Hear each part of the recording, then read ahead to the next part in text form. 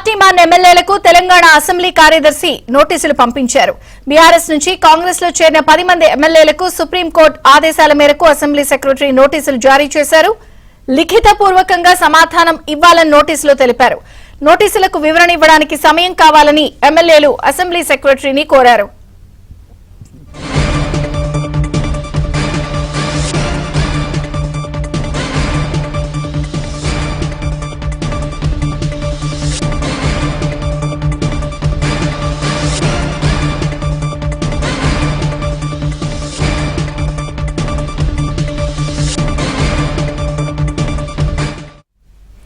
తెలంగాణలో పార్టీ మారిన 10 మంది ఎమ్మెల్యేలకు తెలంగాణ అసెంబ్లీ కార్యదర్శి నోటీసులు లిఖితపూర్వకంగా వివరణ ఇవ్వాలని సమాధానం ఇవ్వాలని నోటీసులో పేర్కొన్నారు. పూర్తి సమాచారం మా ప్రతినిధి నరసింహరావు అందిస్తారు. నరసింహరావు. ఎస్ విజయ చంద్రిక, ఈరోజు 10 మంది ఎమ్మెల్యేలకు, పార్టీ మారిన ఎమ్మెల్యేలకు స్పీకర్ నోటీసులు జారీ చేశారు. సో ఈ పంపినటువంటి నోటీసులకి సమాధానం లిఖితపూర్వకంగా ఇవ్వాలని చెప్పి నోటీసులో పేర్కొన్నారు. సో స్పీకర్ పేరిట ఈ నోటీసులు పార్టీ మారి బీఆర్ఎస్ పార్టీలో గెలిచి కాంగ్రెస్ పార్టీలో చేరిన ఎమ్మెల్యేలకు అందజేశారు. సో అయితే ఆ ఎమ్మెల్యేలు అయితే ఇంకా తమకు నోటీసులు అందలేదనేటువంటి మాటను చెప్తా ఉన్నారు. అయితే వారైతే తాము సమాధానం చెప్పడానికి మరికొంత సమయం కావాలని చెప్పి కోరినట్లుగా మనకు తెలుస్తూ ఉంది.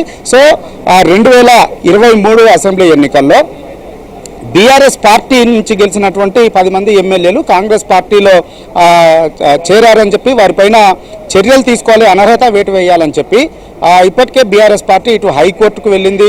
హైకోర్టు నుంచి సుప్రీంకోర్టుకు కూడా వెళ్ళింది. సుప్రీంకోర్టులో సవాల్ చేసింది, పిటిషన్ వేసింది. సో దీనిపైన ఇటీవల కాలంలో విచారణ కూడా జరిగింది. అయితే మొదట ముగ్గురి పైన తెల్లం వెంకట్రావు, కడియం శ్రీహరి, దానం నాగేందర్ పైన అనర్హత వేటు వేయాలని చెప్పి కోరుతూ పిటిషన్ దాఖలు చేసినటువంటి బీఆర్ఎస్ పార్టీ ఆ తర్వాత మరొక 7 పైన కూడా, పార్టీ మారినటువంటి మరొక 7 ఎమ్మెల్యేల పైన కూడా అనర్హత వేటు వేయాలని చెప్పి హైకోర్టును అటు సుప్రీంకోర్టును ఆశ్రయించింది. సో వీటన్నింటినీ కలిపి తాము ఒకేసారి విచారణ చేస్తామని చెప్పి 10వ తేదీకి వాయిదా వేసింది. అయితే ఈ సందర్భంగా కొన్ని వాదనలు కూడా జరిగాయి. అయితే దీనిపైన అప్రాప్రియేషన్ టైం కావాలి, తమకు స్పీకర్ చర్యలు తీసుకోవడానికి, ఫర్దర్గా ముందుకు వెళ్ళడానికి సమయం కావాలని చెప్పి కోరినటువంటి సందర్భంలో ఎంత సమయం కావాలి అని చెప్పి కోర్టు ప్రశ్నించినటువంటి సందర్భాన్ని కూడా చూసాము.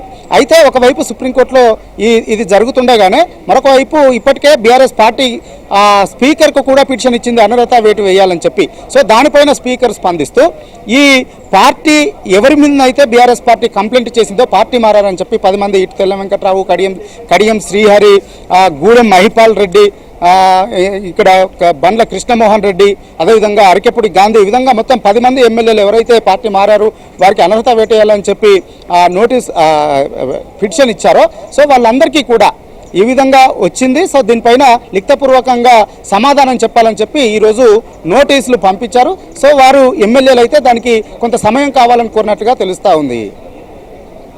Okay Narasimha Rao, thank you.